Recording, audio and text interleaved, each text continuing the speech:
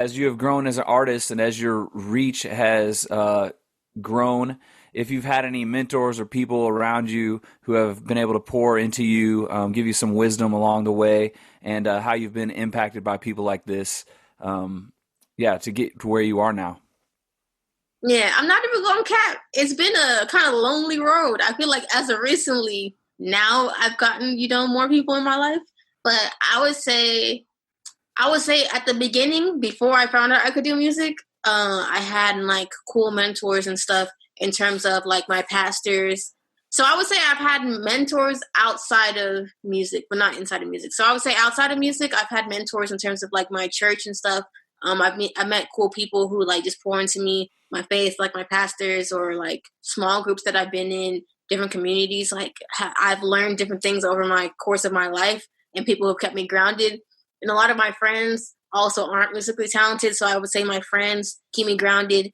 And then I would say, like, for instance, now my manager, her name is Erin, and I have an assistant named Nage. So they definitely love the Lord too. So they pour into me as a friend, make sure they keep me accountable and stuff like that. So I would say I have great friends and like people who have mentored me in terms of my character of life. But I would say in music, I feel like I've never really had a mentor in music. I feel like that's one of the unfortunate things about being a girl. So I would say like, yeah, I feel like I haven't really had that yet. So we'll see what happens in life if I stumble upon somebody. But I feel like because of the weird dynamic of the girl thing, I feel like it's not something where I can just be up at Guy's house and be like, oh my gosh, mentor me. Because a mentorship thing is like a close relationship, obviously. Right. And so I feel like I haven't really had that musically, but I feel like personally as a human being I have, which is great because then I can just pour that into the music. So you're one of the leading ladies in Christian hip hop, and you're also an artist who is a Nigerian American. With Afropop gaining more and more popularity, have you considered the possibility of doing a few records or possibly following Kardec's footsteps on putting together a collaboration project with other Afropop artists or Nigerian Americans like Nemo Blaze or Tobe Nwame? You know what I'm saying? Yeah, but I missed the last name on it. I just say Tobe. Yeah, Tobe. Yeah, I think I've definitely thought about that. I think it would definitely be great to just do something to honor my heritage. I enjoy Afrobeat music too, so it's always a great time. I think for me, it's just a matter of focus. So it's kind of like, even though at the moment, like because there's not that many women, I happen to be the person who's leading in that area. I still feel like, hey man, I'm just getting started. I still got a lot of things to accomplish. And so because I feel like I have a lot of things to accomplish, I'm like, hey, you got to stay focused and you got to put these rap songs out. And so I feel like that's my main focus now. But as I like establish my career and then become like more like solidified, like as a household situation, then I feel like I'd be open to branching out. But still in the meantime, though, I'm always open to things, kind of like how Reach always does like the summer playlist. Like I'm always down to like, like drop 2 songs, support the culture. But I think it's always important just in life to focus on your main goal before you branch off into other scenarios. So yeah. Dope. Wanda, you mentioned the word accomplishments. And I think this year, even though it's been a crazy year, has kind of been the year of Wande, where you've had these really dope accomplishments, you've had dope achievements, you've had really dope looks too, from being on Michelle Obama's playlist to finding out Missy Elliott follows you on Twitter and several opportunities on ESPN. So what's it like just seeing so many of these dope things happening at once? And has the insanity of this year at all affected your internalization of all of it?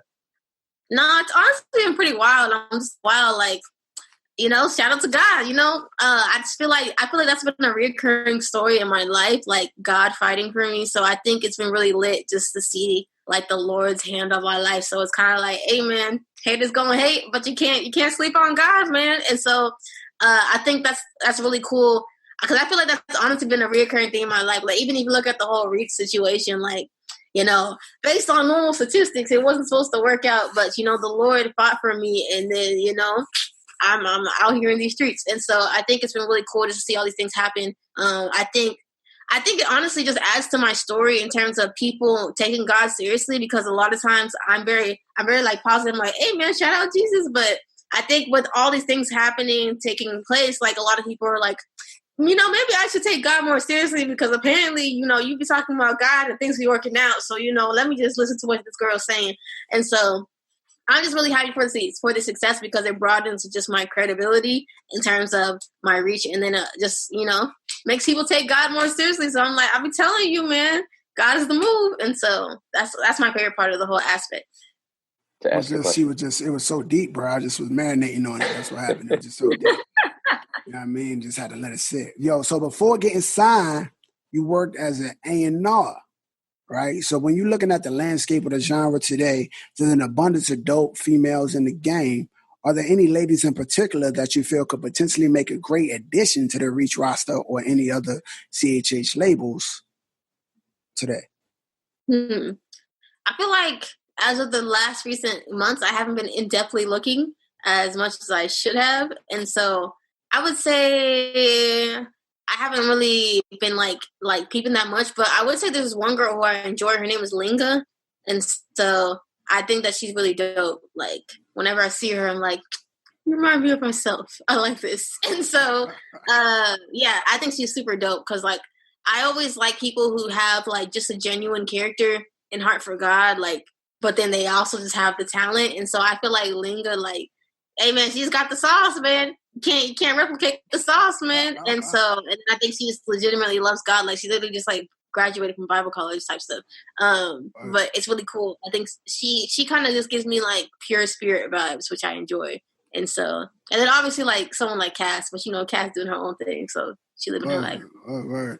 Is there a sense of sisterhood among like the ladies in CHH? Like you talked about Linga and Cass. Like I know before you said, that with Aaron, you kind of had like the mentorship and friends pouring into you. But is there kind of like a developed like sisterhood or a blossoming sisterhood amongst some of the ladies that's in the genre?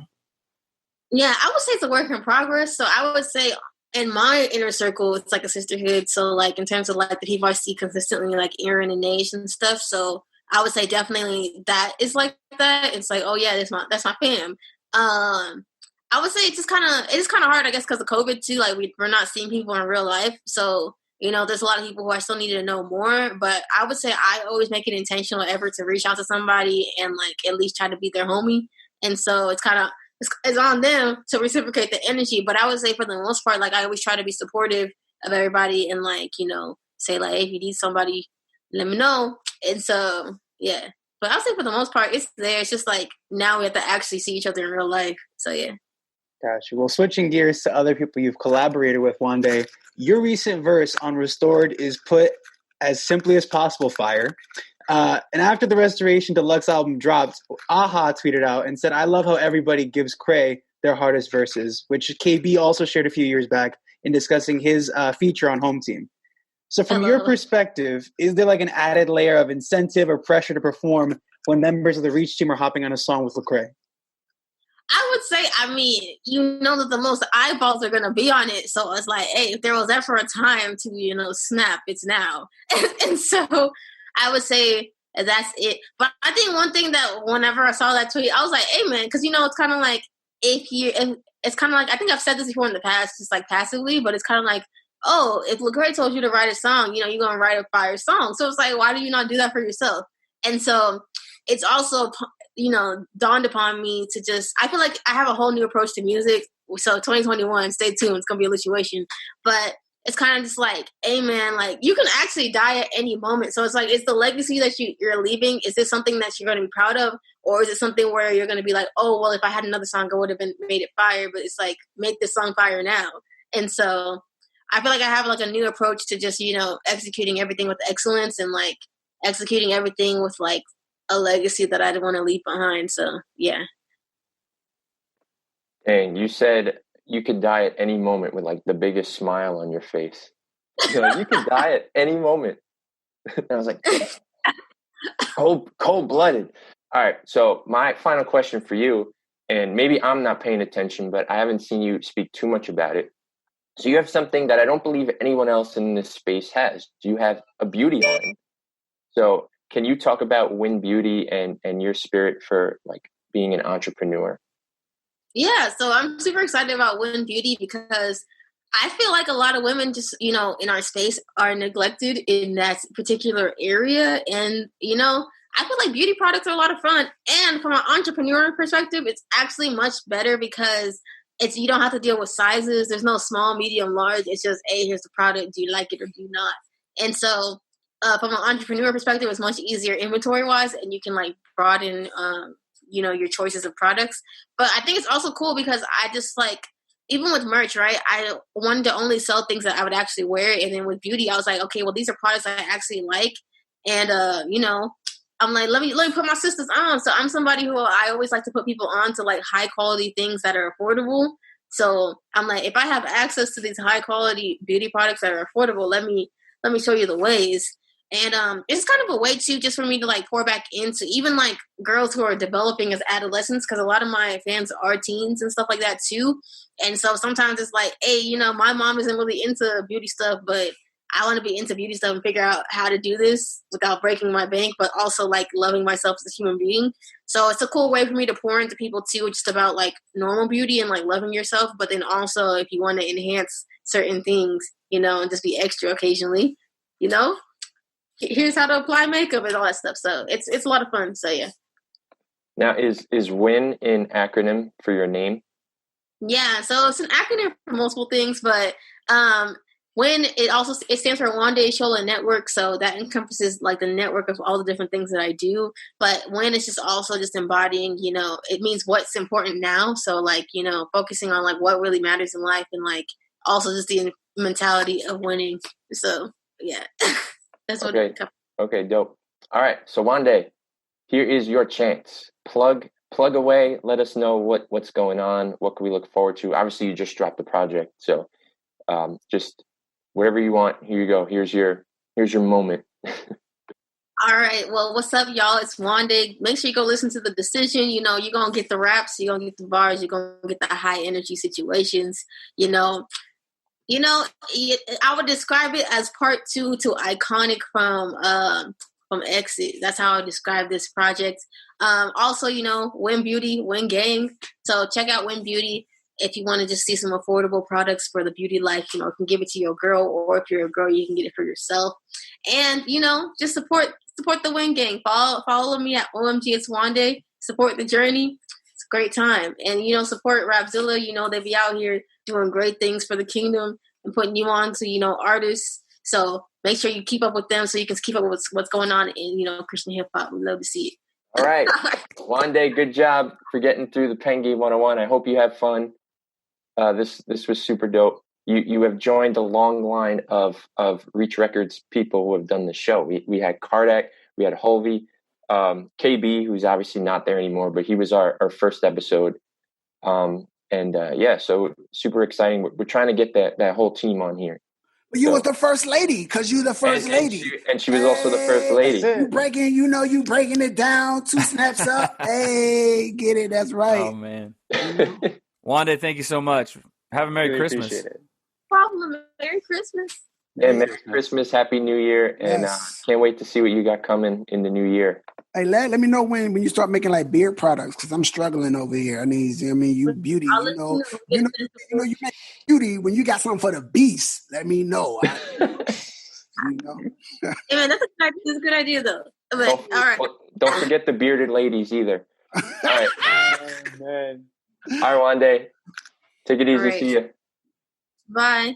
All right, bye. Peace. All right, so that was Wande. And Wande, thank you so much for joining us.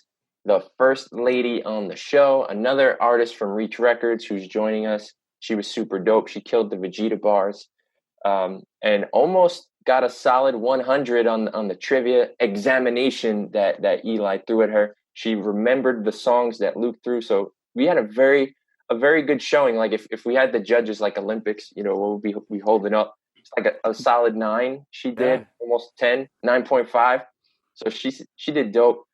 So guys, in conclusion, what do you think about this episode, about Wande, the project, everything? How can we sum this up? Let's kick it off. We'll kick it off with Eli. We'll go Eli, Luke, Cutright. Perfect. Yeah, man. I think I just love it, and I appreciate Wande's energy. I appreciate that she raps such deep themes, even though she's also just giving you the vibes. I think that's just so cool. And I appreciate all the optimism she has, man. I think it's it's incredible to see her get so many incredible looks even outside of our space, but just stay so humble about it. So I love this episode. I appreciate Wande for coming through. And I'm excited to see what she's got coming into 2021. She hyped it up a little bit, so we